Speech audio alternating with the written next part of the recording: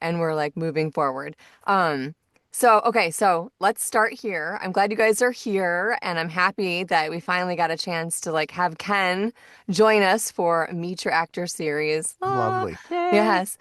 So we're going to be highlighting Ken Dillon. Ken has been a guest co-host a couple different times here with us, and we're just happy that you're here. I should tell you, I was thinking about when I first met you, and I thought you had your blanket Fort booth. And Hmm. maybe it was even before that because I don't think you quite had your booth when I first met you. But I remember you were like this mysterious, looked like kind of like serious kind of guy. And then when you actually got on the mic and you were doing your character work, I was like, this guy's a goofball. He's so Oh yeah. funny.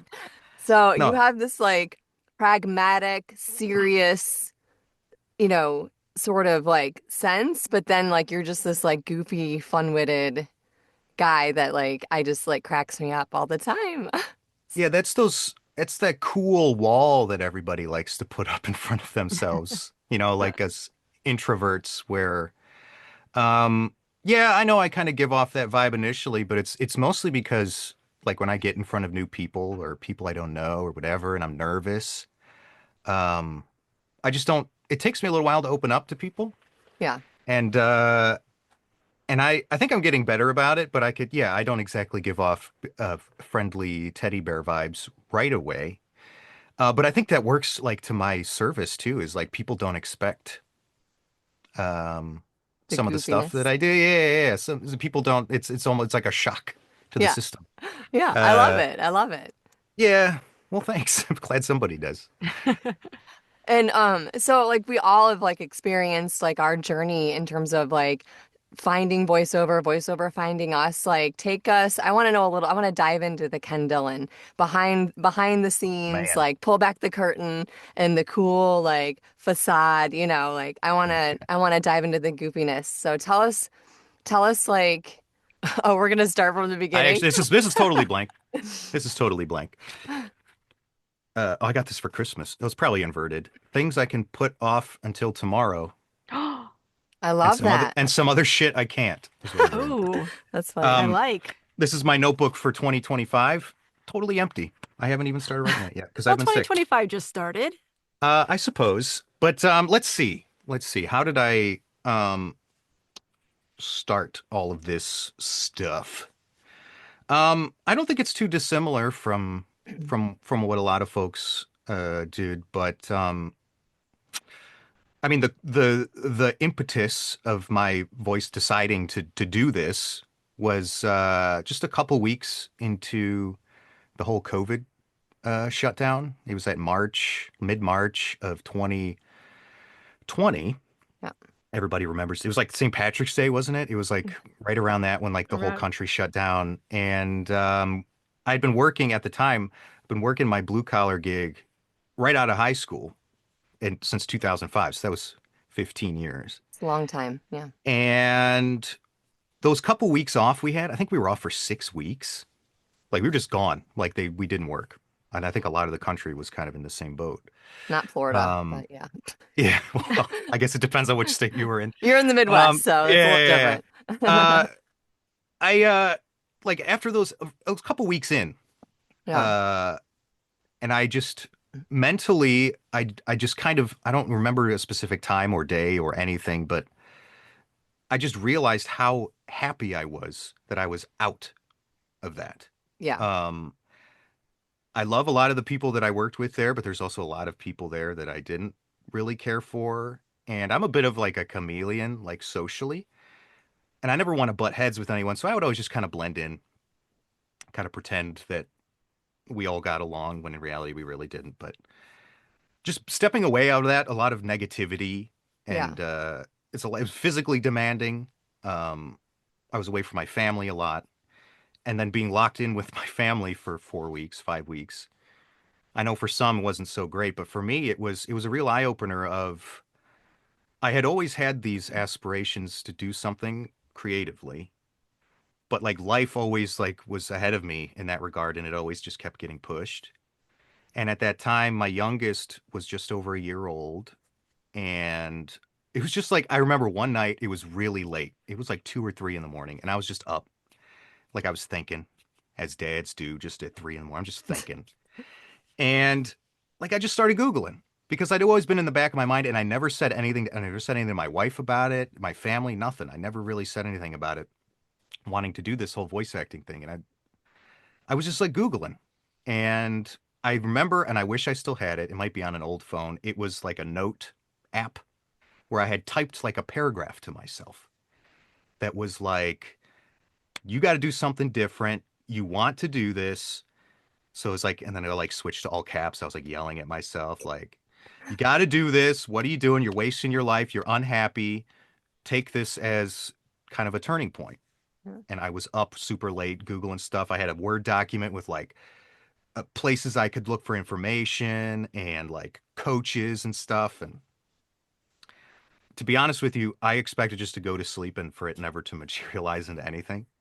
But I stayed on it. And over the course of those couple months, next couple months, I like secretly was doing a lot of research. And it was actually wasn't even that long. It was like a month because like a month later was my birthday in April. And I had sketched up plans for that booth that you had talked about, my blanket PVC booth. Yes. And that's how I like presented my grand plan to my wife. I was like, "Hey, I'm all excited, right? Hey, I'm gonna quit my full-time job that I've worked for 15 years at, and I'm gonna do this." And and I'm very fortunate that I know my wife well enough, and I've been together with her long enough that I knew she wasn't gonna like. She did not give me a hard time about it at all. She was super supportive, and I'm very thankful for that. And not long after that is when I took my first beginner's course at the Voice Actor Studio. With I actually wasn't even with you guys. I was like there a class right after or before you guys, or I think I was ahead of you. I mean, you came um in. I came in like December 20, I oh don't yeah, I know. was way after you then because I was like May of 2020 is when Yeah. I started there. Yeah, it was December of it was before COVID, but it doesn't matter. It's not about me. Yeah. But it's just, growing up, I had mentioned that real life kept like pushing it. Yeah. Because out of high school, there's a whole lot of pressure. I'm sure you guys feel it. Oh, you got to go to college. You got to know what you want to do right now. I know you're 17 years old, but you got to have, but it's time to spend hundreds of thousands of dollars to train you in something you're not even sure you want to do. Right. Well, I went to college for 2 days, 2 days. 2 days, I think. Wow. And I quit. I could just tell, like, it wasn't for me. I didn't want to waste the money. Yeah.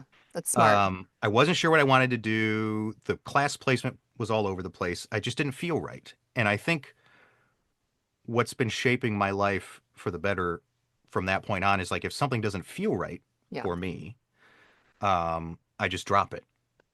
And sometimes it's kind of a knee-jerk reaction, but overall, I think it's done me a service to where I'm not digging myself. I'm digging some shallow holes, but I'm not digging any real deep ones. Yeah. So I'm able to kind of climb out and just kind of reorient myself. But yeah, after high school, like growing up, much like a lot of folks, I watched a lot. I'm like a big kid. Watched a lot of cartoons, watched a lot of anime growing up, played a ton of video games, and I always found that because like, and we might be getting a little deep into video game history here, but when I was a kid playing games, there was no voice acting. It was very rare. Um, like in the PS1 era, there was maybe a little bit, and it sounded terrible. It was like, "Sure, sure, assault the castle," and I'm like, I don't, Yeah. But then, That so was I would do that, perfect. and then when you watch, I would watch a lot of cartoons, and there was always voice acting in that. So when I was playing these games, they didn't have voice acting, so I would just kind of do it myself, like to Yeah. myself. Like I'd be sitting in my bedroom, like playing stuff and just like talking to myself, and then watching the cartoons. I would always watch like the credits, you know, and I would recognize voices, and I would say that guy sounds like this guy, and I started to get. I don't want to say obsessed because that sounds creepy, but with like picking out voice actors and recognizing voice actors and because the internet was new when I was a kid, so I would like search up different voice actors, who voiced this and who voiced that, and it was always super interesting to me. And here's Lloyd Yep, joining that's in. okay. Just keep going. Um, Hello, Lloyd. Um, so it was always in the back of my mind, like, but it was always um, kind of like a pie in the sky thing, because at the time it was very like LA, New York. Yeah. The internet was way too young to be doing what we're doing on it now. It really wasn't an option, right? Like I'm in Ohio. I'm a teenager in Ohio. What am I going to do? So I just got, it wasn't a realistic thing to pursue at that time. I wish I would have pursued like drama more in school and in high school and stuff, but I just wasn't really my thing at the time. But and then going into adulthood after I quit college after those two glorious days, I took this job that I was at for 17 years straight after that, and it was good money. And at the time, it's like the job market wasn't great at that time. So it's like you stick with this city job, you get good money, good retirement. My parents, were all saying the same thing. Everybody's parents say the same thing. So it just got pushed. And then I get married, and then I have a kid, and then I have a kid, and then I have a kid. And it was just the family was more important at that time. And I think it was like a perfect time where, like I said, my youngest he was just over a year. He was like full time in daycare. He evened out a little bit. He wasn't, it was the oldest kid was starting to take care of the youngest kid. There was like an opportunity for me to start exploring something else.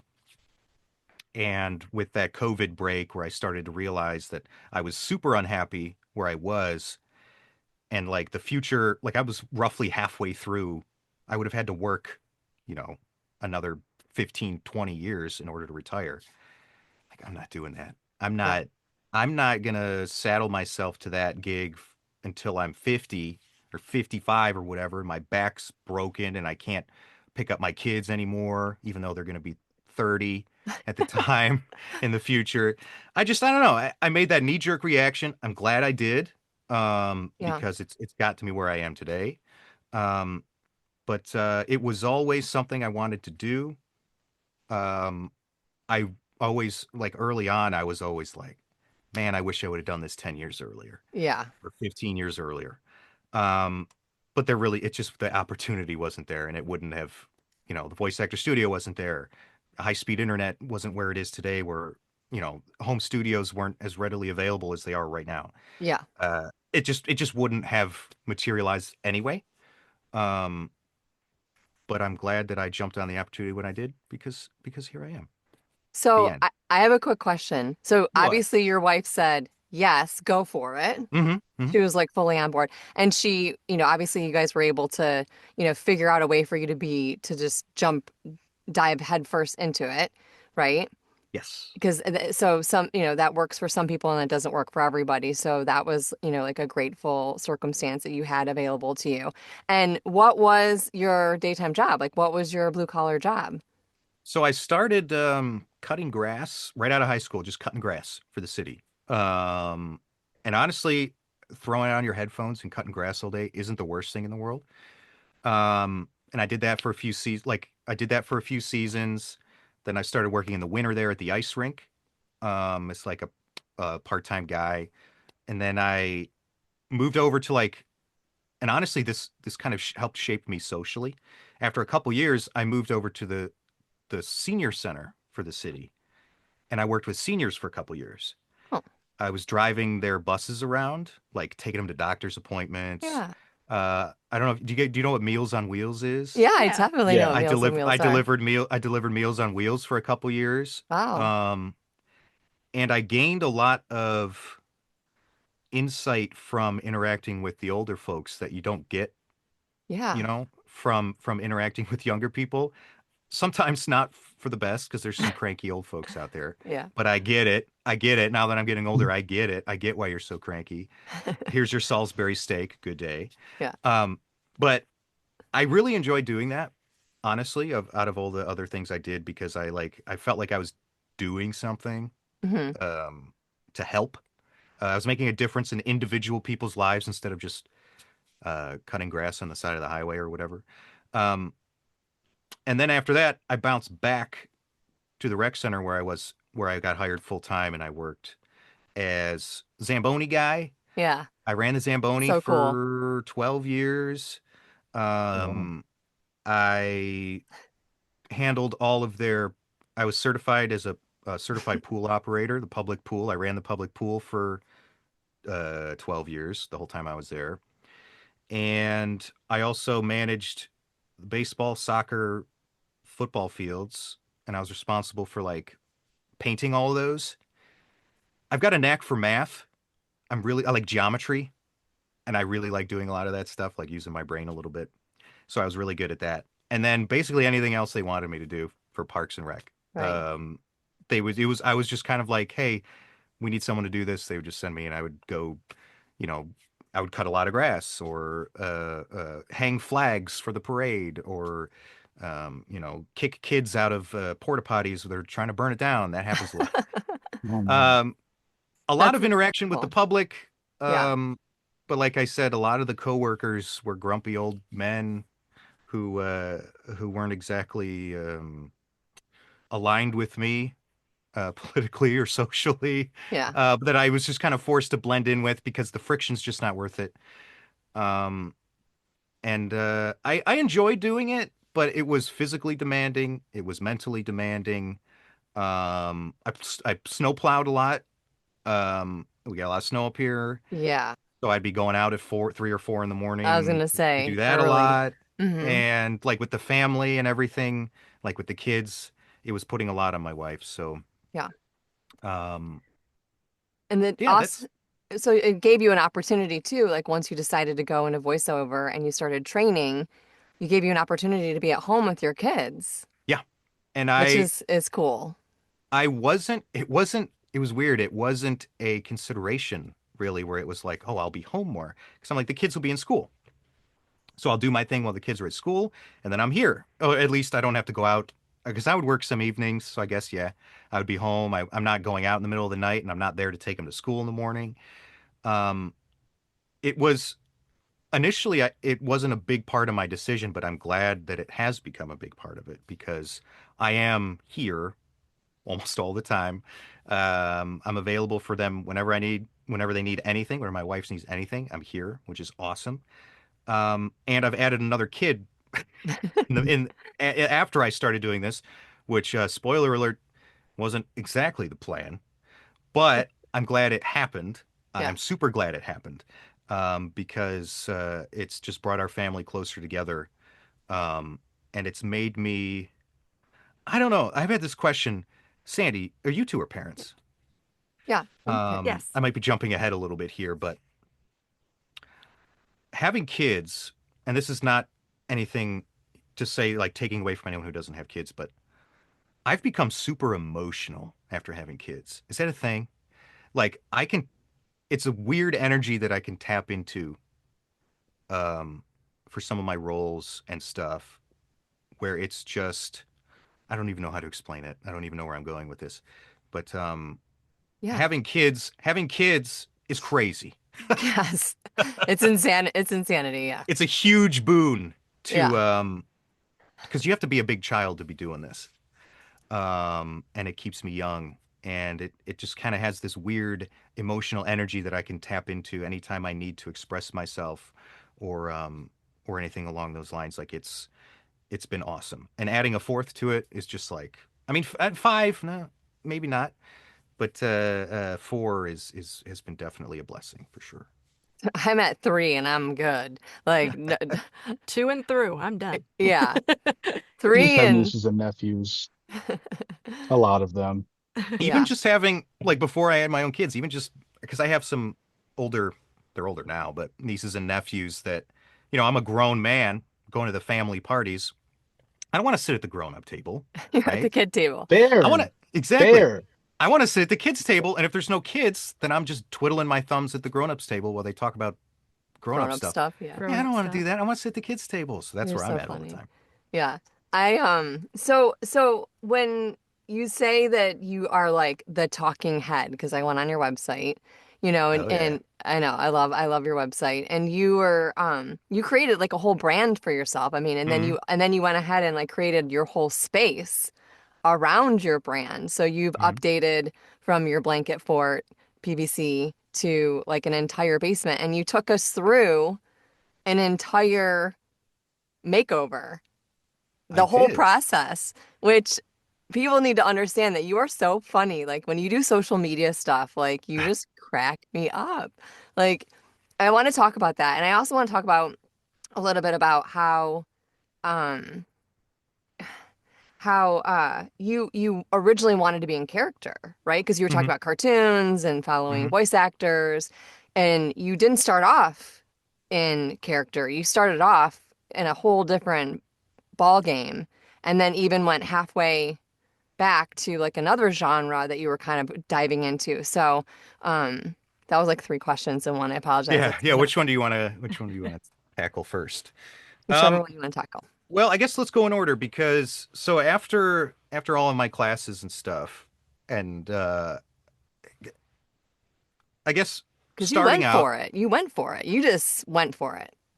that's when I do something, I go for it. Yeah. I buy like 6 carts before I buy a horse. And I would never advocate for anyone else to do that. Um, but it's working out for me. Like I said, because character work, I was like, oh, I want to do this. I want to do this. I'm obsessed with voice actors and watch and listening to voice actors perform. I'm like, I want to do this. Boom. Let's start Googling. Find out the people, find out the coaches. Then, like, it hadn't even occurred to me that people would be going to these courses and taking coaching in commercial and Mm, corporate. Like, I assumed everyone else was going to be doing character. I kind of thought that's what it was, which is hmm. really stupid. No, I thought so too. Mhm. Because I was So, like, eh, It's very you common. know, we start learning about, because like right off the bat, you know, who was my, Joyce Castellanos was my instructor for the beginner courses. Lovely woman. And we start talking about all these other genres. And I'm like, well, hang on, no, I'm not here for that. I want the character stuff, you know. And like we did dip into it, I think, for a session for like one of the things we did. Oh, today's character work. Um, but as we were doing some of the other stuff, I'm like, this isn't so bad. And the prevailing wisdom given to me throughout, you know, that whole thing, and like after the class, like we did like a private call with the instructor where they kind of gave us some tips and a little bit more direction. Was like, hey, there's a lot more work in commercial and corporate, Yeah. so start there. And I'm very, um, and I'm sure we'll get into it later, to the detriment of myself. If an expert speaks on a subject, I'm like 100%. I'm Yeah. with you. Yeah. That's going to work for me, right? Um, and that's kind of how I started my journey. Was like fully putting my trust in these experts who are giving me their insight. And what I've come to learn now is that you kind of have to separate out all of that insight and apply and sure try it, but what works for you, take that and run with it. What doesn't work, you know, you got to have to figure out on your own. But I took Absolutely. this and it was the right advice, honestly, for the vast majority of people, honestly, it's probably the right advice. Go for something like that. Get yourself trained, understand the technology, understand, you know, the etiquette, the client stuff, the billing and all that stuff. Understand all that stuff first. Dip your toe in the water and see where that takes you. But so I took that advice and went for my commercial demo first, which was an awesome experience. I flew out to Vegas for it. I spent the weekend there, and that was a lot of fun. Seeing the studio and everything, it was crazy, and it was weird because I hype stuff in my brain so much. Big deal, right? Big deal, big deal. Practice. I'm like sweating. I got 6 layers of deodorant on.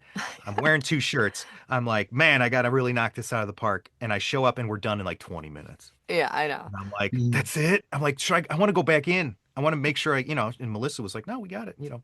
And it Uh, turned out awesome. And then once you get that demo, you're like, what do I do with this? Right. And then we get into the branding stuff, which you had brought up. yeah. I don't want to think about this stuff. Right. I think a lot of folks are in the same boat. It's like, Yeah. oh, but you have to. Hmm. Um, so I totally lost on the subject. Uh, talked to Melissa a lot about it and we brainstormed a lot. And I have this huge document of like ideas and stuff. And we kind of narrowed it down to And what got me, and it's someone that Jocelyn, was that Celia Siegel, right? Yeah. I had gotten her book, the branding book, and Yep. it's the name of the book is eluding me right now. Um, but what stuck out to me most from that book was there was a little blurb in there about standing out, right? And it was a girl with an apple on her head. Oh, Was It was like, okay. and there was a little blurb in there that said something like, it doesn't have to be flashy, it doesn't have to be super deep, just has to be something that someone will remember you by. And the girl said something in the book about on the girl with the apple on her head. Like it's just something that some Yeah. mnemonic device or just something that makes you remember. And I was like, I got to put something on my head, right? I'm like, I Yeah. got to put Of something on my course. head.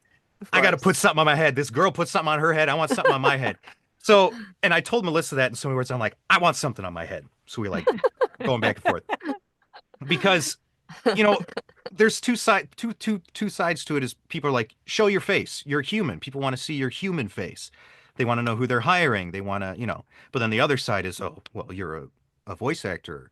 Right. You shouldn't have to show your face. And there's this whole side of voice acting, especially on the more indie side, where people use caricatures instead of, for their Yes. headshots and their demos and on their website. It's all these caricatures.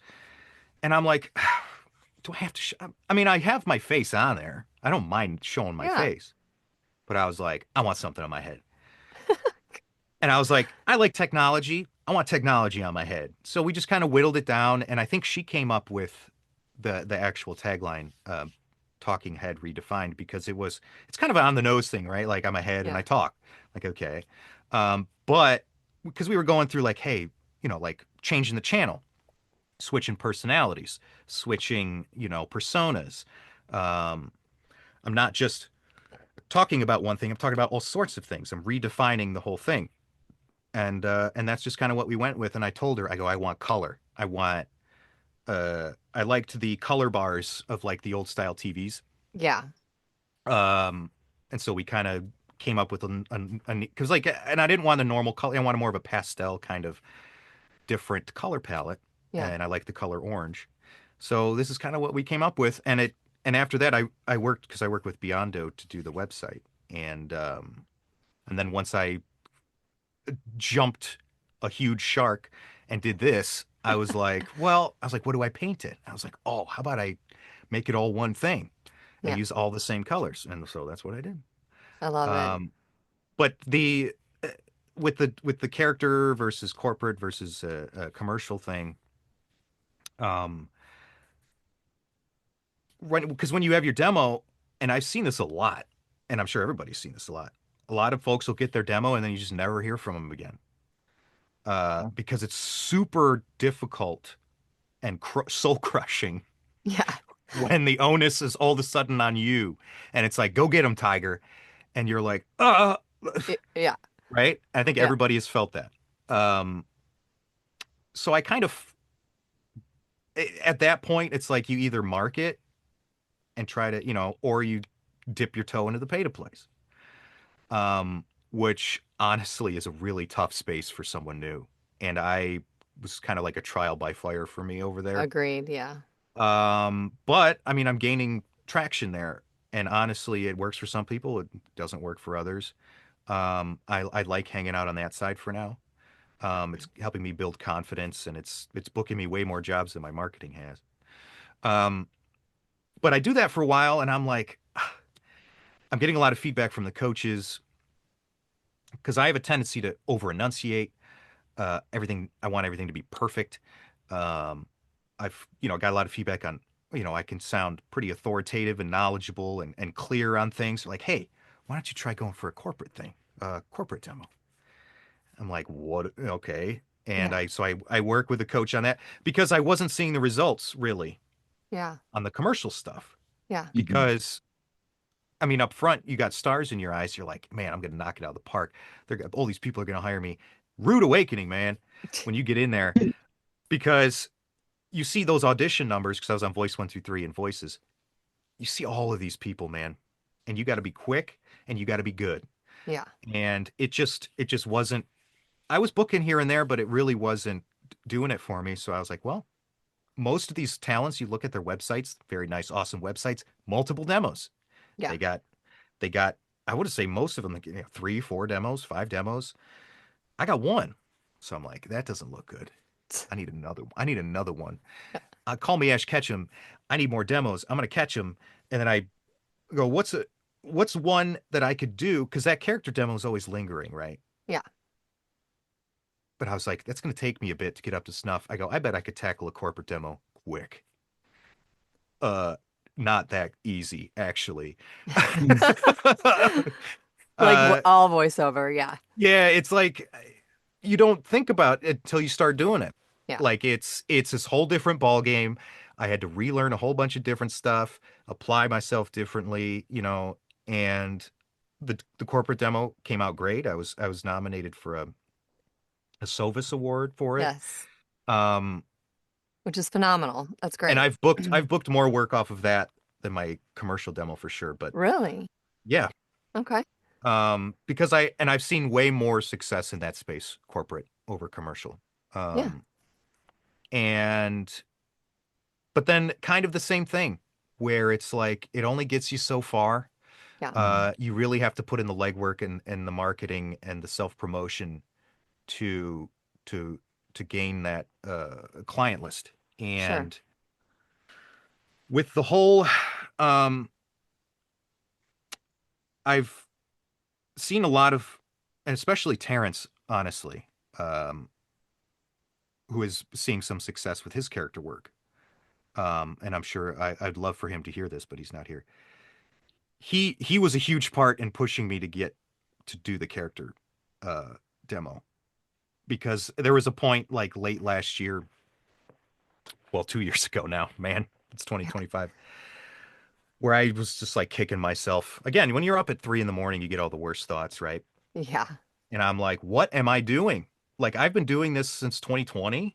It's 20 end of 23 now, the beginning of 24. And I was like, what am I doing? Like, I'm just kind of wandering around working off of these two demos that I didn't, like, there was no, uh, I don't know what the word I'm looking for exactly, but Passion. maybe, Maybe. I enjoy doing it Yeah. for sure.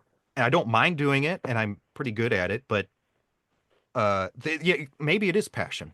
Like, I felt no need to track down my work after the fact and listen to it or show it to Mhm. people. Um, I I think passion is the right word, just because listening to you, it was just like, eh, Yeah, I can do it. I like it. There was never like I love this. This no, no, no, excites no. me. So yeah, I think And it's the I passion. and I just had this realization where I was like, what am I doing? Like, I'm not getting any younger. Uh, what am I doing? Right? So I reached out to Brent and got the ball rolling on that, and I'm recording my commercial demo next month. Um, So can you walk us through that a little bit? Like doing a character demo is entirely different. Sandy has also had the experience of doing a character demo, and I know Lloyd is probably going to be it's on the horizon for him one day. But I mean, it's again, it's a whole process, right? yeah. So Um, well, I had originally, you use those and this old is grumpy men as some characters. you hear that a lot where people are like, "Hey, take your characters from real life," Life, and yeah. initially I'm like, no, that's not gonna work. But Mm. it works. It totally works. It totally works. A bad impression of somebody is still a character, man. Nobody knows. Nobody knows you're doing a bad impression of the cranky tire guy that Right. works at the garage. Nobody knows you're doing a bad impression of him. They just think you're doing a character. But that definitely does work. No, the character thing I biffed like right away. Like because it. And another one of my things I wanted to talk about as kind of a side note was Yeah. like, I think all of us started at TVOS, right? Yes. Voice Actor Studio. Yeah. There was like, for that first year or so, there was like, I felt beholden to stick to them, and I didn't want to venture too far out, right? Agreed. Yeah. I've since found that I was doing myself a pretty big disservice. Not that TVOS didn't have what I needed. Yeah. It's just that, and I found this overall with all coaches and classes, do maybe 2 or 3 with a coach or a class and move on, Yeah. because there's like diminishing returns there. So initially I was like, who am I going to work with for this character demo? Right? And I think I posted something in our chat maybe Sure. earlier, like this would have been like a year ago now, kind of fielding character coaches and character demo producers. I got some names. I reached out to Brent. He gave me some names, and Brent was always an option, Brent Mukai. But I wanted to keep my options open. Yeah. And just long story short, I poked around a lot, and I just ended up back with Brent. Some of the coaches didn't work out. Not that I got bad vibes, but I want to be Yeah. very comfortable and make sure I jive with the person. And um, and I even looked at like some high profile ones, but they're so expensive. And Yeah. and I get it. I get it. When you get that, when you're in demand, you have to price out your time, and Sure. that's what their time is worth, and that's awesome. Um, but I was very fortunate that Brent was willing to work with me, and he was. And what happened when I biffed it was because he's been very encouraging, but he's also been bringing me into the process a lot. Because my like with my character, my commercial and my corporate demo, you're kind of hands off, right? They Totally. they write the script, Right. they Yeah. throw it in front of you on demo day. There you go. But Brent has allowed me to be very involved um, with the process. So like initially, I'm like, where do we start? Right? He goes, just watch. Can I swear here? Oh, yeah. He goes, Yeah. Yeah. just watch shit. Right? I may have already sworn and I didn't even realize it. He goes, just watch shit, take notes of archetypes. Um, and it's weird up front. You don't even really think about voice too much. It's all like attitude and archetypes, right? Yeah. So he goes, break down this list. He gave me like a couple that I should try to include, like soldier, transatlantic accent, bad guy, right? Yeah. This is all stuff, basic stuff. But he goes, explore, see what you can do. So I come up with this huge I was goddamn gonna list. say. I spent a lot of time, I watched a lot of stuff, like stuff I wouldn't normally watch, and that's good to do because, you broaden your horizons. I already watch a lot of kids shows because my kids are always watching shows, but I watched Sure. a lot of stuff. I watched some live action stuff. Uh, Made this huge list, whittled it down. I mean, I say whittle, but there was like 40 I was things gonna on this say. list. Did you go from And like 120 to like 40? it was so much. And so the session comes around. So I'm like, all right, Brent, I got something to work with. He goes, great. And we join up on the call. And I don't know if there was the vibe was off. And he's like, okay, go. And I'm like, well, you just want me to start reading? Like, and I was so nervous, Yeah. dude. I was so nervous for whatever reason. I rattled through a couple of like for an hour, I rattled through all these things and they were all trash. They were Oh, not good. They were not good. And so much so that because I didn't understand what the process was. I didn't know what he wanted. I should have talked to him ahead of time and I sent him a message afterwards. I'm like, dude, I biffed that really hard. I want to try again. I came back a little more structured with what I wanted to present more so, and that was much more fluid. Um, but we're at a point right now where we have to start cutting stuff because the demo can only be so long. a minute, And right? yeah, I mean, yeah, much more than that. And it's like too much. Like Yeah. you got to pick. I think we want to do like 8 to 10 at most Mhm. spots, kind of, and they got to be like primo, and they got to be what people are looking for right now. They have to be relevant choices, and we're kind of working together on that. But it's been very eye opening, and you start to watch and listen to performances differently. And one of the exercises that was very beneficial to me throughout this whole process, he goes, watch something new, something you haven't seen before that you don't have an opinion on already. Listen to a performance, pick out a character or whatever, and decide whether you like that performance or dislike that performance. Say, okay, that's easy. But then he goes, and then write why. Like, Mm. what is it about that performance that you did not like? Um, and I remember the first thing I watched was it's an anime called Sandland. Does that sound No? familiar to anybody? Yeah, Lloyd? Was it yeah, Sandland? Akira Toriyama, pretty I sure. think did Yeah. it. In English, obviously, I'm not going to get much out of watching it in Japanese, but it was like the impetus of really paying attention to performances. Authenticity is really what it boils down to. Um, and that's something that I struggled with at first with character is you do these crazy voices, Mm-hmm. but if the authenticity and the intention isn't there, you can hear a difference. And Hmm. I remember up front, like my first class with Brent, I had this voice I had this character. I was like, I'm doing this script. I got this great voice. I'm going to do this. And the dude ripped me apart. Not ripped me apart, Lovingly, lovingly. but it wasn't up until he started talking. I was like, oh, that was awesome. I Yeah. Mm. nailed it. No notes, you know. And he didn't like I said, he didn't tear me apart, but he laid it out was basically like I don't remember his specific words, but it was something along the lines of it's really catchy.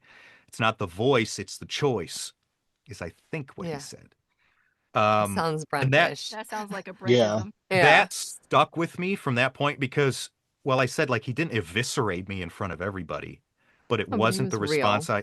it wasn't the response I expected. Yeah. And man, did that stick with me. And I told him that like later, because this would have been like 2 years later when we were talking about doing the demo and stuff. I was like, man, you that really stuck with me. That the voice is great, but it's not enough. Um, and we've done some exercises where you're doing a character voice, and I'm sure you've all experienced this at some point, especially with doing character work, where the words disappear, Brent disappears, and you are this character, and the voice just kind of happens after. Hmm. Um, and it was, Chills. Yeah. it's freaky, man. Yeah. Like Brent and I had these discussions, and this was like session 3 or 4 when we were working together, and I started crying. And it wasn't even it was like I felt this connection to this character, and it was an interpretation of the scene. He was like a general talking to one of his soldiers, and it was like a British accent kind of thing, and it went super emotional. And he goes, look, that's probably not the direction that the final would have been.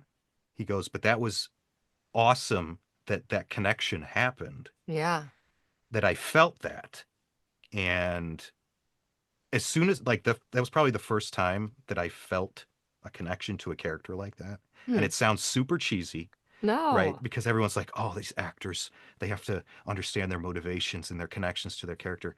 Because I used to think that, because you're like, Yeah. no, it's real. I and I think I felt it for that first time with Brent, and ever since then, I've been chasing that, and I love that feeling. You do not get that feeling narrating about bolts that go into, A a panel. heater.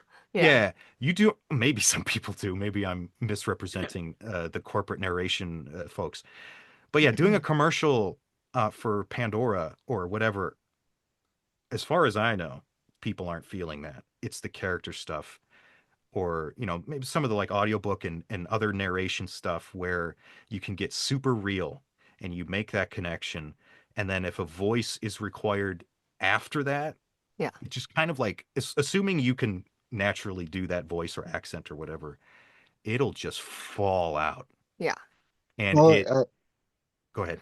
oh, oh, no, I was just gonna say that I think that going back to what you were saying about like the idea that people have in regards to people who do characters and like really needing that understanding and that being maybe a little pretentious, that's not necessarily the case. And I'll say that like this is going to sound a little reductive, um, kind of going back to it not being the voice, right? An archetype isn't a voice, right? An archetype is, for lack of better phrasing, like a way of being. Mm. It's always a version of you. And if Hmm. you listen, you can tell that it's that person if you're like really paying attention. but also there are different versions of you that live inside yourself, I guess you'd say. Hmm. Um, and so it's like, okay, this is if you listen to something and it's like, I don't know, Ken is like a raging barbarian or whatever, or I get myself, whatever. It's like, okay, that's not the type of person Ken or Lloyd or Jaws or Sandy normally is, but there's a part of them there that is authentic. Like they understand this character and are able to bring their own uh, Perspective, maybe? perspective. My brain goes to heart. Um, but you're like really bringing yourself into that Yeah. That and in a different way. Yeah. Like tapped in. Yeah. that I think you just kind of articulated what I was struggling to talk about before with the kids, with having kids. There's a lot of emotion, and even with this can apply to friends and family. This can apply to anybody. There's a lot of emotion flying around when you're dealing with people you love, Mm. and using those situations and applying them to an archetype and a character. I think was what you were saying, right? Is like, Yeah. yeah, I'm not a raging barbarian, but I understand anger. Yeah. Right. Um, I'm not, a super depressed emo dude who's down on life, but I understand sadness and I understand jealousy. But there are a lot of other emotions that I feel that are totally me, and those are nice, easy roles that you get, right? When it's like, yeah, this is Yeah. just me. I can do this. Yeah. But yeah, having all of those social connections because it's super important. Like you said, oh, this barbarian is raging out. He's screaming. He lusts for blood. You're like, well, I don't lust for blood. How am I supposed to do this? But you use these real life, you know, connections and relationships, and you steer your brain to them, and you like Yeah. channel that character through it, and it does wonders. And this whole exercise of doing this character demo has kind of separated that for me, where I make that realization, like you said, archetype's not a voice. An archetype is, anti-hero or villain or big brother or mentor, or they exist across all media and they're all different. Whereas before, I think initially my understanding of like these characters was very one dimensional, where it's like mustache twirling villain, right? He Hmm. sounds like this, and ogres sound like this. But when you break it apart and you say, I got to get my brain there, like why does this guy feel this way, or what emotion is pushing him, and what are his relationships with other folks, and what's going on before this scene happens, and what's Mm. going on after this scene happens. Hmm. And what's crazy is, after all, as I'm doing this, I'm still auditioning for commercial and corporate stuff, and I'm still booking it, has done wonders Yeah. for that. Hmm. It's crazy.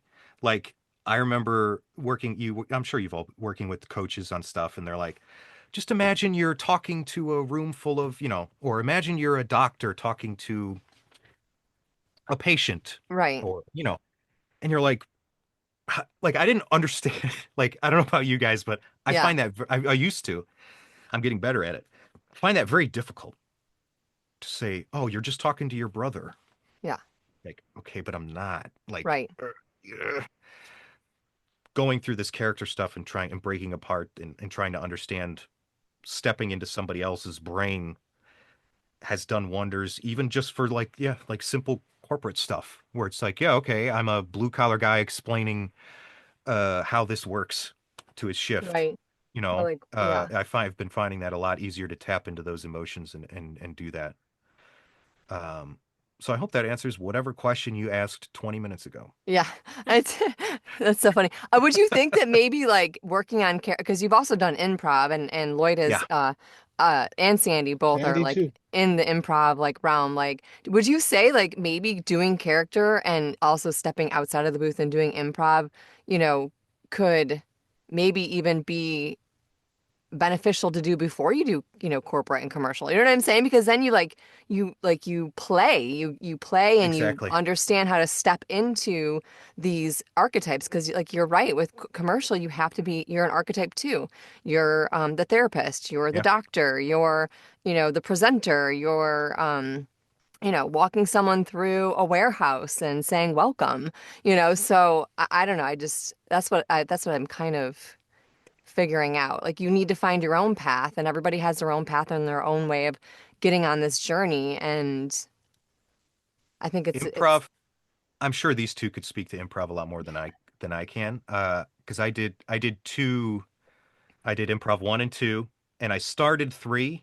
But then my son was born like really early, and I had all those other issues, so I ended up dropping out. And I do want to go back, but at Brent's behest, uh, and you get that a lot from a ton of coaches, is that improv is a huge boon to this, because it's playing, it's make believe, and it's cooperation. Um, and the make believe part, I was always a free spirit, right? Where I didn't it didn't bother me to get goofy in front of people or get up on stage or anything like that. So I took to it much better than others. But someone who's a lot more rigid, anybody will benefit from it, trust me. Um, right. but I took away a lot from improv in that it has definitely benefited my auditioning across all genres. Yeah. Um, and you get the advice, and improv has gotten me gigs, like most recently, because these coaches will say, don't goof around on your auditions, don't add stuff, they don't want to hear it, stick to the script. But then you have other coaches that are like, do something different, Right. Take stick two. this in Yeah. there. And then it's I see both sides are legit, but I've been seeing more success in just goofing, Yeah. dude, because this one I booked, excuse me, last month was for a Dungeons and Dragons type thing, and the script was very short. And it was for two characters, the dungeon master and the dungeon master's character that he plays. And he was like this paladin character. So it was basically myself and then myself playing a character. And I'm a Dungeons and Dragons guy. Yeah, So I was gonna say. I was like, I got this. I booked this before I even, record it. But so I record it, and the script was very short. It was only a couple lines. So I do it, and I'm like, I don't typically do a take two, honestly. Oh, Uh, unless I really feel like there's a need for it. Or what I've recently been doing, which is what I did here. First take is what they wanted. It's to the T, it's the script, it's what they yeah. wanted. Boom, here you go. Then the second one, I got into it. I embellished it. I probably increased the length of this script by 300%. I included it all, everything they had in there, but I like tacked on stuff. I did Yeah. some storytelling stuff. I gave the paladin a name. He proudly yelled his name. And I was like, whatever. You throw it out there. Yeah. And they booked me, and the guy specifically goes in the messages. He goes, I usually skip over or ignore people who don't stick to the script. He goes, but yours was so great. That's exactly why we hired you. Wow. And I'm like, I'm Nice. glad to hear that. Uh, because, it's tricky because you can't, Yeah, you can't do that all the time. I'm sure it's bitten me before, right? You never hear about it, Right. but I have a lot more fun doing it that way because you see, because improv, that's what improv is. They give you a very little bit. Yeah. You get a prompt and they say go, and you build off that prompt and you make it interesting and you make it funny if it calls for it. And you display the fact that you have this creative discretion to take what they have, don't take away from it, but just add to it in a way that enhances the character or the situation or whatever. And in that aspect, I took what they had and I embellished it. I kind of made it my own. And I certainly, I'm assuming, set myself apart from the 60 other auditions. Well, So in that case, improv continues to and has helped me greatly. And not even and also just as a base, just getting up on stage in front of people is huge, huge confidence booster when you get up there. So I love yes, all this. yes, I love everything. Go ahead, Lloyd. Were you gonna ask a question? Well, I have two things to say. The first thing, in regards to the story you just told, I think is a perfect example Yeah. of that split between whether or not you should improv things, right? Like they told you Yeah. that normally they wouldn't have taken you, Yeah. but hmm in this situation, they did, Yeah. right? And it's kind of an either or thing. You're never going to know Yeah. until somebody books you. So if you're, I mean, there's one thing to say about being a little going completely off spec and, doing whatever outside of the box. But if you really feel like you understand what they're looking for and you are owning that, I think that somebody's going to see that and be like, okay, this person really understands what we're trying to do. Yeah. Um, Agreed. I think backtracking a little bit back to just improv. The only reason, the only reason I ever did started improv is because Brent uh specifically was like, hey, if you ever want to do characters, you need to have strong improv skills. And I was like, okay, whatever, let that go. Fast forward, I've told the story multiple times. I ended up doing improv, A lot of and I improv. do, Yeah. yeah. And Sandy and I do improv together now. That's like, it's so great. Um, but I think that as far as Jaws's question goes in regards to being able to use improv in other genres, specifically commercial, I think there's definitely room for that. I think there just has to be an understanding of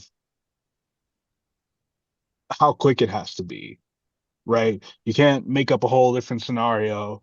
yeah, Improv can be as simple as if it's not in the script and something is shiny and you go, ooh, like Yeah. this is, the Yeah. character in the commercial really likes this thing. It wasn't in the script, but it adds to the character, Sure. you know? Yeah.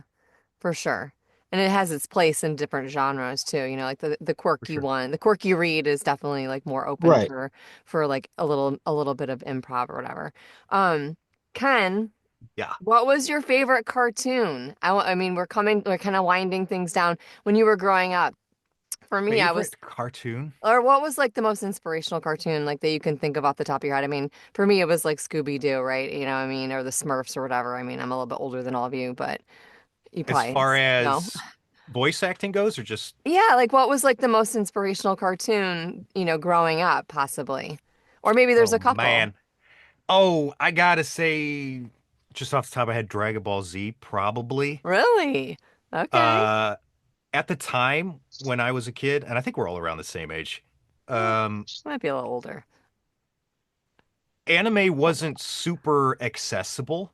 No. So I was basically at the mercy of Toonami, which was Yep. on Cartoon Network. Tsunami. Um, so I Bringing me watched a lot of back. Gundam, Gundam Wing, Oh, I and loved Gundam Dragon Wing. Ball Z. Yes. And like I said, with it, because at the time, those guys and gals that did those characters in the U.S. space, like those people were spread across all of the anime, so you would like hear them, right? You'd be like, "Oh, that's that dude.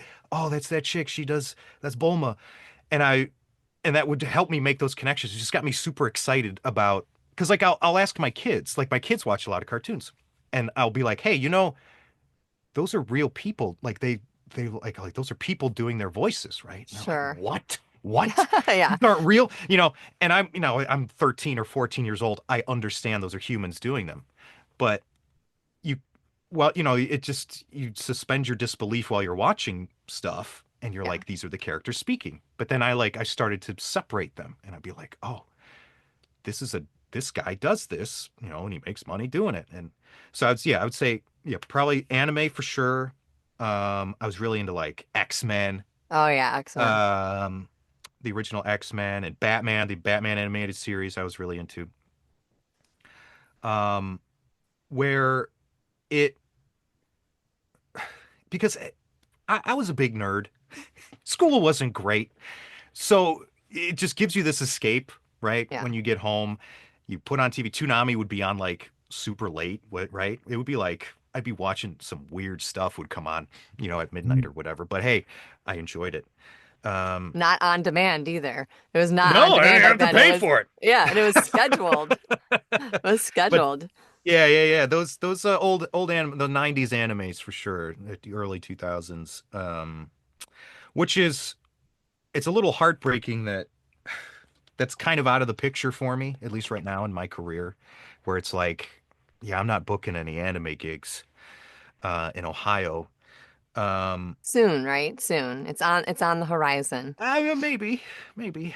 So you also talk about like bands and listening to music and cranking up the radio. So Oh like yeah. yeah, like so you love music. So I like what would be like your favorite band that Oh you man, listen to or like I have a soft spot for oldies because my really? my parents would always listen to it, and my sisters continue to. Oh, Like it's they funny. refuse to listen to modern music, so they're like 50s and 60s, like Motown stuff. Oh my God, Oh, like heard it through wow. the But grapevine. yeah, Marvin Oh Gaye or like Creedence and stuff. Like old rock, I like.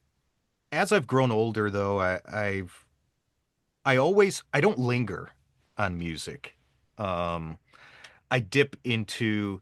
It my God. seems to go with the seasons, which is Yeah. weird. So like in the winter, I'm like heavy metal, like or melodic metal stuff, heavy metal, growly stuff. And then when the weather gets nice, I get into like dance and pop stuff Seasonal or music. That's funny. electronic stuff, like club stuff.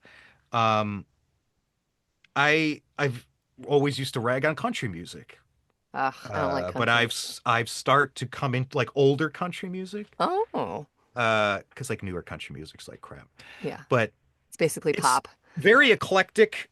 Like I said, I don't linger on music too much. It's nice to listen to. And it's very useful for moods, Yeah. right? Like if I want to record something angry, you blast something angry for a bit. Some Metallica. Yeah, something like that. Um, but yeah, music is there's always music playing in my like more often than not. It's now like a bluey Oh God. dance album or Disney songs. Disney I hadn't mentioned, you mentioned Disney's huge for me growing up, right? Disney Yeah. movies. Uh, because a lot of them were very musical too. Hmm. Right. And that was a huge inspiration growing up because I still watch I'll make my kids watch old stuff. They just want to watch new stuff, but I'll be like, "We're watching Toy Story 1. We're watching it." Uh That's a great movie. it is. I think it turns like 20 or 30 years old or something. It's 90s 30. 30 years. Oh my God, Let's not talk about that. it's so old. Um, but yes, Remember, I'm music from the is great. 1900s, Yeah. so yeah. Well, so I think we all are. So we all. So we all are. It's just is like mind blowing for me when people talk about that. So and I know this, you're a big coffee ad, like Hmm you love hmm coffee because I was gonna say like coffee or tea. Do you guys have any questions? Because I have one fun question for all of us. And Ken, do you have any like final thoughts before we like kind of wind things down? Final thoughts. I think if there are any folks listening to this that are just One starting or or two. are thinking about starting, that's not what I meant. I just meant Thinking about starting or getting into this. What has been huge to me, and I'm coming around on it now, and I've had people tell me this, and I think the first person that mentioned this to me was Chad. Um, was is confidence. yeah. Um, I came into it with like a false confidence, which is weird to say. Not a Mm, malicious false confidence, but like I think a lot of folks come into it with a confidence that I could do this, uh, and I could do it well, and it's not gonna it's this is not that bad, right? You're like yeah. you come in with vigor, right? You're like, I'm gonna Yeah. do this. Then you hit that wall, Yeah. right? Where you start to realize that you're missing a lot of chunks that need to be built in Yeah. order to build that confidence. And you can go either one of two ways. You could double down on your confidence, which you'll peter out and you're not going to get anywhere probably. Or you could start to accept those bits of everybody else, right? And you start to build that confidence up. And I struggled a long time like resisting that confidence and staying in that mode of like, I can't do this.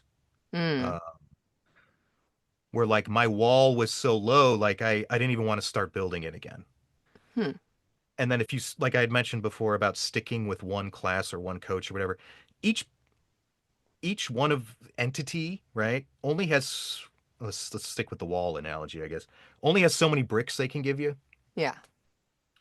Then they're out. Like you got to move on. You got to get more bricks. Yeah. Some of the bricks are broken or they were not for you. Yeah. And this goes along with, like I said, some of the advice that I've gotten over these couple years. Sure. I took it all as golden and I tried to apply it all at the same time, not thinking if it worked well for me. Sometimes you just chuck it. It's not for you. It worked for them. They're not going to tell you advice that didn't work for them. They're going to tell you Sure. advice that worked for them. So they're going to hand you their pile of 3 or 4 bricks and they say, here you go. And I was just cobbling this crazy looking wall that just didn't wasn't working for me. Yeah. Um, and I've started to realize that, hey, it's okay when you start gaining that knowledge to try to add your own, figure out what works for you and start building your own Yeah. confidence. And I'm starting to really realize that here, like towards the end of last year, where it's like, do what works for you, mind the advice you get, but over time, accept the fact that you need to apply yourself and build your own destiny, I guess, which is very, Mm-hmm. very grand sounding, No. but you have to trust yourself. And Yeah. I'm very hard on myself. And I'm starting to realize that I don't need to be, and that your own confidence is good as long as it's informed confidence. I like that. Um, and I just need to stop being so stubborn about the fact that like I don't know what I'm doing because I know, like I just need to apply it, Yeah. It's kind of and like that's what. parenting, don't you think? You take a little bit from this book, a little bit from this theory, you take this from your grandparents, you take this from the aunt and uncles, the people that had kids ahead of you, Yeah, and then you apply what's best for you as your own parenting style, and then absolutely. you bestow upon your kids, Even being a Yep. parent and having like an older teenager kid at this point in time, I'm here to guide. I'm not here to dictate. And I say, take from my experience what you want and then what you don't want, don't apply it. Like I'm just here to share what I've got to share with you. And I agree with you on, I like to think of where I started off training, which was the voice actor studio. That's my home base.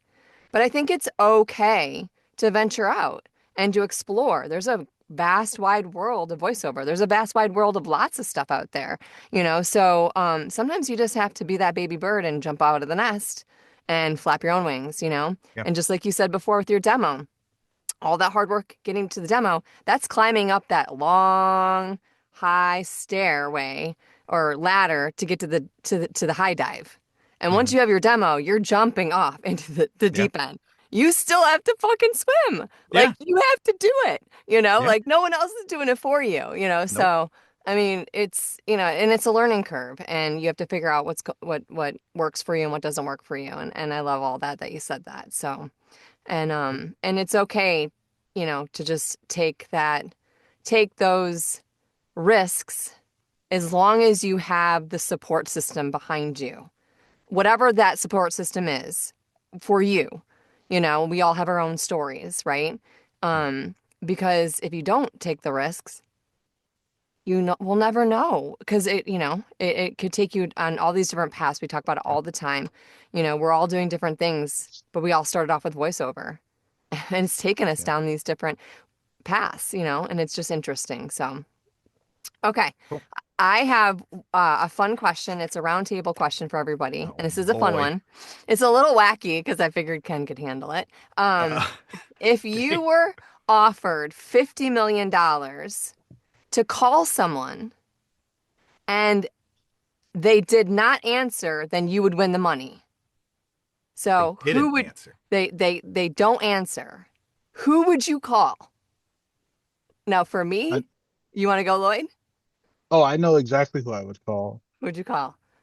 So, my grandma has always been in Las Vegas, but before COVID, she lived with my dad. Well, before and during COVID, she lived with my dad and my stepmom in LA, and she changed her number. The area code is not a Vegas area code, and for whatever reason, in my phone, I kept my grandma's number saved as her original number.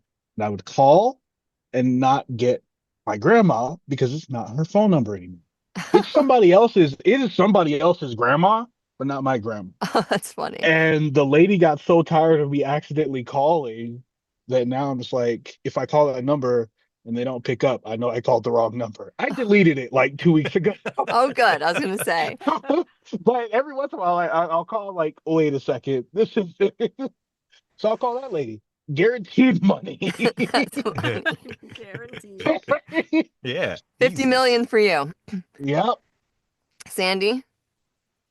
Ah, she's gonna hate me for this, but I'm gonna have to say my bestie M. Oh, really? She cannot, for the life of her, ever keep her phone around. And so, like, we won't hear from her for like 3 or 4 days, and then we'll just get this text, found my phone. We have no idea she even lost her phone. Um, That's I funny. love her. I love her. I love you, Em, but you're terrible at getting back to people. So if there's money on the line, she's the one. She's She's the the one I'd one. call. She's the one who's get you the 50 mil. Ken? Oh man, do I get anything if they pick up? No, No. you get nothing. Oh man, can I tell them ahead of time not to pick up? I know, right? I mean, oh man, my first gut reaction would be my mom because she's dead. She won't pick up. But I Oh, don't want to break you well. guys down. Damn. Damn, it's Oh, going wow. down. Um, That one. You took that to a whole other level. Oh man, let's see. I would probably have to say, honestly, this is a boring answer, but probably my home insurance guy. Because whenever I call that dude never answers. And we've had several issues here where, and I'm sure you guys dealt with all this stuff. The guy just doesn't answer. And then I have Yeah. to play phone tag with him because a tree fell on my garage and I need it fixed now. Mm. That's not a real exciting answer, is it? No, that's I mean, perfectly fine. I mean, that is kind of exciting. I mean, you live in the Midwest, there's lots of storms. You yeah, guys had like kind storms of a and a yeah, yeah, wild yeah, summer, yeah. yeah, yeah. I would say my brother because it takes me like I have to call he has ADHD and he's very busy, so like I have to call him like 5 times on the average before like he actually will call me back or maybe pick up. So and then I have to split the 50 with him because, he would be, it's only fair, right? So Yeah, probably. yeah, but he But never picks up the phone. I mean, he's so hard to get a hold of. And when you get a hold of him, it's a 50-50 that he's actually like present in the conversation just because he's busy, And yeah, yeah, so we always have one person that like you try to call and you can never get a hold of I might eventually. be that. I might be that person though, because I don't like to pick up. If you I'll have wait. nobody to say, It might it's be me probably you. actually, You'll call because yourself. I'll wait for the voicemail, right? Because I'm like, if it's important, they'll leave a voicemail, I do Yeah. that. and I'll call back. I don't mind talking on the phone, but yeah, it actually might be me. I Lloyd's So I like, mean, guess myself. maybe it's him. 3,000 IQ play, right? Call yourself. Yeah. Exactly. They didn't call Yeah. yourself and don't pick up. Oh, I got the beep. I got the beeping. He's not picking up. 50 That's mil. funny. Hand it over. Well, I really appreciate you coming on and being open to like hanging out with us and sharing your like Hey, personal man, no journey, problem. sharing some golden nuggets, a little bit of chaos. And if anybody wants to see your branding and your website, do you want to like share your do the Oh, thing? yeah, yeah. The old www.kendillenvo.com for all of your voiceover needs. We've got a commercial demo. We've got a corporate demo. We've got a TBA character demo. All of my demos start with the letter C. Come check it out. You can't miss it. You can find me at Ken Dillon VO on every social platform, at least on TikTok for 7 more hours. Whoever Oh, knows what's going to happen with that. you got to get Um, back into doing that. If it sticks, well, if it stays. I'm kind of, it's going to be fine. It's not going anywhere, honestly. But I've been waiting because I'm like, I don't want to dump a bunch of my effort into a platform that's going to disappear. Right. Yeah. But It, the Yeah. prevailing knowledge right now is that it's probably going to stay up. Not to get into politics or anything, but which is it's just a whole crazy, stupid situation anyway. But I don't think it's going anywhere. But if it yeah. is, I'll find a home somewhere else. Yeah. I love all your social media posts. They're like funny and I even when started you doing took us that. through the whole like your whole like deconstruction of your basement and then Yeah, yeah, that was like it was a hilarious. lot of work. Yeah, I started doing that just to get out there, just to get in front of people because those first couple classes I had with Tivas, super nervous, Yeah. right? Like just being in front of people and performing in front of people really got me all worked up. So I'm like, you know what? I'm gonna throw myself out in front of millions of people, and it'll make me feel a little better. And it did. Yeah. You did a It great did. job. Yeah. You did a Well, great thank job. Well, you. thank you. Thank you, everybody. Yeah. Thanks for being here. All I'm right. No super problem. excited about your demo. So like, it's gonna be Oh, amazing. it's I gonna know it's be. gonna be amazing. I don't wanna trump it up, but I filled out that questionnaire. I almost went into a second copy of that questionnaire that they sent about like what I'm looking for on the demo and stuff. It's gonna be good. It's It's gonna gonna be be good. good. I can feel it. No doubts. I hope so. I Actually, hope so. before we go, Jaws, What? uh, I wanna ask him the question that I know what the answer is gonna be. It's my kids. I'm proud of my Oh, right. kids. Was that the Oh, yeah, question? that's We right. did that That's already. right. The final Oh, You question. yeah, asked. we have you Yeah, before my about that. kids. Yeah, yeah, That's what Thank yeah. I'm. Oh, you. It's sorry. always the kids, and It's good. Wait, you it's have to such a ask it though. Wait, ask it because okay. so Reset. Well, Ken, Yes, of Lloyd. all the things you have done in your life, Uh-huh. what is the one thing you are the most proud of? Oh, Ladies what and it would. gentlemen, this is acting The right here. kids. Mm. The kids. Remember. It would probably have to be between. Oh, that one time I drank that 2 liter of Fago all in one go. It was peach Fago too, so that's an achievement.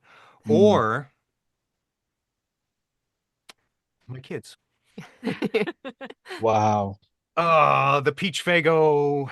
It's my kids. It's my kids. You got yes. me. It's my kids. It's my kids. It's not the peach Fago. Um, yeah, we kind of talked. I think this was during Yeah, we did. I forgot about that. um Maybe you where started the trend.